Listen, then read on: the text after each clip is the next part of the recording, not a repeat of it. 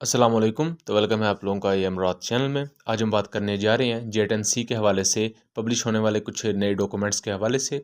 Basically ये documents publish तो नहीं आप कह सकते, ये सोशल मीडिया पर इमर्ज हुए हैं और ये एक इंडियन सोर्स के थ्रू इमर्ज हुए हैं। और उस इंडियन सोर्स का ये दावा है कि ये पाकिस्तान की डिफेंस मिनिस्ट्री के डॉक्यूमेंट्स हैं और इस पर जेट एंड सी एयरक्राफ्ट का जो एग्रीमेंट हुआ है पाकिस्तान और चाइना के दरमियान, उसके बारे में कुछ नई मालूमात हैं और पाकिस्तान ने कितने PL-15 मिसाइल लिए हैं चाइना से। और यहाँ एक और सिक्योरिटी रिस्क से रिलेटेड क्वेश्चन उठ रहा है कि क्या पाकिस्तान की मिनिस्ट्री ऑफ डिफेंस की वेबसाइट्स इतनी कमज़ोर हैं कि उनके डॉक्यूमेंट्स इस तरह लीक हो रहे हैं, उनकी पिक्स।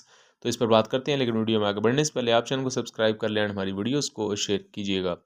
पाकिस्तान और चाइना के दरमियान जेट एंड सी एयरक्राफ्ट की डील 2021 में साइन हुई थी और इनकी डिलीवरी 2022 में शुरू हुई पाकिस्तान एयरफोर्स को।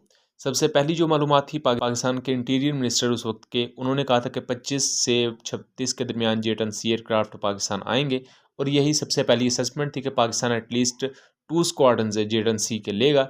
लेकिन यहाँ जो पहला एग्रीमेंट दिखाया जा रहा है उसमें पहले 20 जेट एंड सी एयरक्राफ्ट के स्पेयर्स, पहले 20 जेट एंड सी एयरक्राफ्ट, उसके अलावा 240 PL-15 मिसाइल्स की बात की गई है। सो ये सबसे पहला प्राइमरी एग्रीमेंट हो सकता है 20 एयरक्राफ्ट का, जबकि इसके बाद जो फर्दर एग्रीमेंट्स हैं वो बाद में साइन किए जा सकते हैं। जबकि पाकिस्तान एयरफोर्स के जो इनर सोर्सेज हैं उनके मुताबिक Pakistan at least 36 jet and C aircraft लेने का सोच रही है, जबकि मुस्तकबिल में इनकी तादाद 70 से लेकर आगे भी बढ़ाई जा सकती है। यहाँ जेट एंड सी के एग्रीमेंट की कॉस्ट की बात करें तो पाकिस्तान ने इसमें 20 जेट एंड सीज लिए हैं, उसके अलावा इनके WS-10 इंजन और उनके 10 एक्स्ट्रा स्पेयर्स, उसके अलावा 240 PL-15 मिसाइल्स और इस तरह की चीज़ें पाकिस्तान ने बताई हैं। तो यहाँ कुछ और क्वेश्चंस भी उठ रहे हैं, क्या वाकई ये डॉक्यूमेंट्स सही हैं या फेक हैं। सो इस पर हम ज़रा बाद में बात करते हैं। तो इस पूरी डील की जो कॉस्ट है US डॉलर्स में वो 1.4 टू 1.5 बिलियन डॉलर्स में बनती है, जो कि एक 4.5 जनरेशन एयरक्राफ्ट को कंसिडर किया जाए तो बहुत ही ज़्यादा कम है। अगर इसके मुकाबले में हम जबकि पाकिस्तान के जेट एंड सी एयरक्राफ्ट के कंपैरिजन में देखें तो जॉर्डन ने 12 F-16 ब्लॉक 70 लेने हैं US से और उनकी जो टोटल लागत है वो 4.2 बिलियन डॉलर्स है। इस तरह जो एक यूनिट कॉस्ट है F-16 ब्लॉक 70 की, उसके वेपन पैकेज और उसके जो स्पेयर पार्ट्स हैं, अगर उनको भी ऐड किया जाए तो 350 मिलियन डॉलर एक फाइटर जेट का बनता है। जबकि इसी के कंपैरिजन में अगर हम इंडिया के राफेल एयरक्राफ्ट की डील को देखें तो इंडियन एयरफोर्स ने 36 राफेल एयरक्राफ्ट लेने के लिए 8.2 बिलियन डॉलर्स के आसपास की ये डील की थी, जो कि यूरोस में इससे ज़्यादा बनते हैं। अब यहाँ देखा जाए तो इंडिया ने जस्ट राफेल एयरक्राफ्ट नहीं लिए थे, बल्कि उनके साथ मिटियोर मिसाइल्स भी थे, स्कैल्प क्रूज मिसाइल्स भी थे, एयर टू ग्राउंड म्यूनिशन भी थी और दूसरे स्पेयर पार्ट्स भी थे। तो यहाँ भी अगर देखा जाए तो राफेल एयरक्राफ्ट की पर यूनिट कॉस्ट है तो 200 मिलियन प्लस डॉलर्स बनती है, जबकि 1.4 टू 1.5 बिलियन डॉलर के इस पूरे प्रोजेक्ट को देखा जाए, जिसे एलिजिबली प्रोजेक्ट ड्रैगन का नाम दिया गया है, तो यहाँ जेट एंड सी एयरक्राफ्ट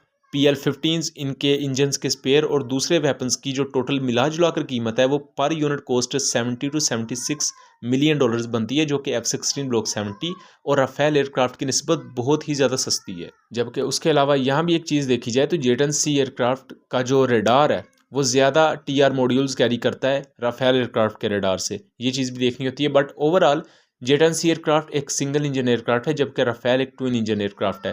यहाँ अब इसकी ऑथेंटिसिटी पर बात कर लें तो यहाँ बात की गई है सिर्फ 240 PL-15 की, जबकि हम जानते हैं कि जेट एंड सी एयरक्राफ्ट के साथ पाकिस्तान को PL-10s भी मिले हैं, उसके अलावा दूसरा एमुनिशन भी पाकिस्तान ने लिया है। सो यहाँ इसकी ऑथेंटिसिटी पर भी थोड़े से क्वेश्चंस उठते हैं कि क्या ये वाकई डॉक्यूमेंट्स ऑथेंटिक हैं। दूसरा, यहाँ बात की जाए तो PL-15E लिखा हुआ है, जिस पर बहुत से इंडियंस इस बात को प्रोपेगेट कर रहे हैं कि पाकिस्तान को कोई एक्सपोर्ट वर्जन मिला है। सो इससे पहले भी शायद मैं ये बात वाजे कर चुका हूँ अपनी वीडियोस में कि वो सीनियर ऑफिसर्स जिनके साथ हमारा कनेक्शन होता है और उन्होंने आइडियाज़ और इस तरह की दूसरी जो इंटरनेशनल मिलिट्री एग्जीबिशंस होती हैं वो उनको कवर करते हैं। तो उनके मुताबिक पाकिस्तान एयरफोर्स के ऑफिशियल्स, जिनमें उनके पायलट्स भी शामिल हैं, उन्होंने कहा था कि हमारे पास PL-15 का प्राइम वर्जन मौजूद है, ना कि ई वर्जन। ये जो PL-15E लिखा हुआ है, ये इवन पाकिस्तान के PL-15s पर भी ई लिखा हुआ है। ये जस्ट एक दिखाने के लिए होता है ताकि आगे जो फर्दर इसके एक्सपोर्ट कस्टमर्स हैं वो ये डिमांड ना करें कि हमें रेल वाला PL-15 चाहिए। हालांकि इससे पहले अगर देखा जाए तो पाकिस्तान और चाइना की जो आपस में कोऑपरेशन है वो काफ़ी ज़्यादा अनप्रेसिडेंटेड किस्म की है। इवन इस चीज़ को भी कंसिडर किया जाए कि विंगलोन 2 ड्रोन की ट्रांसफ़र ऑफ टेक्नोलॉजी या लोकल प्रोडक्शन जस्ट पाकिस्तान को अलाउ की गई, ना कि सऊदी अरब या दूसरे किसी भी कंट्री को। सो इससे आपको अंदाज़ा हो जाएगा। अब इसके ज़रा नेगेटिव एस्पेक्ट पर आते हैं। तो अगर ये डॉक्यूमेंट्स सही हैं, ये अथेंटिक हैं, तो ये बहुत बड़ा क्वेश्चन मार्क करती है हमारी मिनिस्ट्री ऑफ डिफेंस की साइबर सिक्योरिटी पर, कि किस तरह एक इंडियन सोर्स के थ्रू पाकिस्तान की मिनिस्ट्री ऑफ डिफेंस के डॉक्यूमेंट्स इस तरह ट्विटर पर या सोशल मीडिया पर इमर्ज हो रहे हैं। और ये बहुत ही ज़्यादा कंसर्न की बात है। बहरहाल इस तरह के साइबर अटैक्स आपको इंडिया में भी देखने को मिलेंगे। कुछ माह पहले ही एक साइबर अटैक हुआ था जिसमें इंडियन ब्राह्मोस मिसाइल के बूस्टर से रिलेटेड कुछ मालूमात लीक हुई थी, और उन साइबर अटैक के पीछे चाइनीज़ और पाकिस्तानी हैकर्स का हाथ बताया जा रहा था। सेम एज एक एलिमेंट 11 नाम के हैकर्स के ग्रुप ने इस वेबसाइट को हैक करने का दावा किया है। सो बहरहाल साइबर सिक्योरिटी की डोमेन में अभी बहुत सा काम किया जाना बाकी है और उसके बारे में कंस्ट्रक्टिव स्टेप्स लेने की ज़रूरत है। उम्मीद करता हूँ चीज़ें क्लियर रही होंगी। मिलेंगे अगली वीडियो में, तब तक के लिए अल्लाह हाफिज़।